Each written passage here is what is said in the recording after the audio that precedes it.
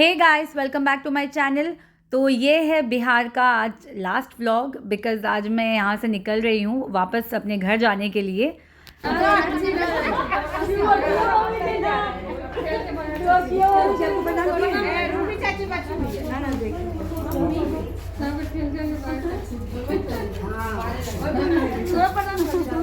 As you can see हमारा परिवार बहुत बड़ा है, तो सबसे मिल के जाना बहुत ज़रूरी होता है, बिकॉज़ आप फिर एक साल बाद मिलोगे सबसे।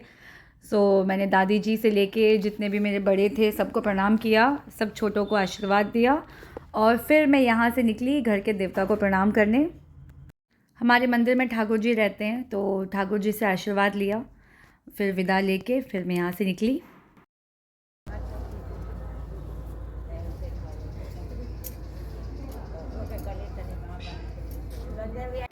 टाइम टू से गुड बाय। अब मिलूँगी मैं अगले साल सबसे छठ पूजा में। हमारे घर के सामने ही ये मंदिर है, तो सोचा जाते जाते इनके भी दर्शन करके हम निकलें, तो हम थोड़ी देर के लिए यहाँ रुके। सो गाइस, लास्ट व्लॉग में आपने देखा होगा कि हम लोग गाड़ी से गाज़ियाबाद से बिहार आए थे। अब ऑब्वियसली गाड़ी से ही वापस जाना होगा। हमारा जो रूट है वो वाया बनारस है। हम जब आए थे तो अयोध्या होते हुए आए थे, अब हम जा रहे हैं तो यहाँ से बनारस होते हुए जाएंगे। हम 6:30 निकल गए थे, बिकॉज़ हमें शाम की गंगा आरती से पहले बनारस पहुंचना था। But I think we made a mistake, because road पे कुछ भी नहीं दिख रहा है। एज यू कैन सी पूरा कोहरा था और गाड़ी का स्पीड हमने फिर कम किया और बहुत आराम से चलाया।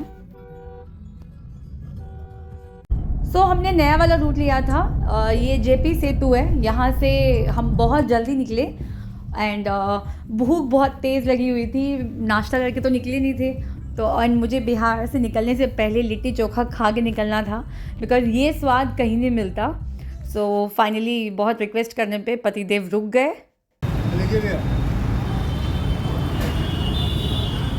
एक प्लेट और लगाइए भैया, कौन से मसाले डालते हो? फूड ब्लॉगर बन गई।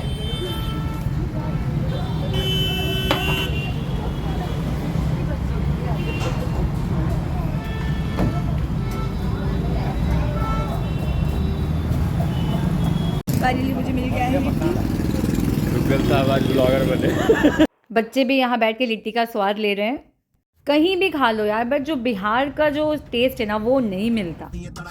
3:30 के अराउंड हम वाराणसी पहुँच गए थे, और जहाँ अभी मैं वाराणसी का बोर्ड देख रही थी, मैं इतनी एक्साइटेड हो रही थी, इतनी खुश हो रही थी कि बस मैं जल्दी पहुँचूँ और ज्योतिर्लिंग के दर्शन करूँ, महादेव के दर्शन करूँ। And finally I have reached Varanasi. तो गाइस, अभी के लिए इतना ही। बस मैंने आपको बिहार से बनारस तक की जर्नी दिखाई है, और कल वाले व्लॉग में मैं आपको पूरा बनारस दिखाने वाली हूँ। So stay tuned. Bye bye, take care.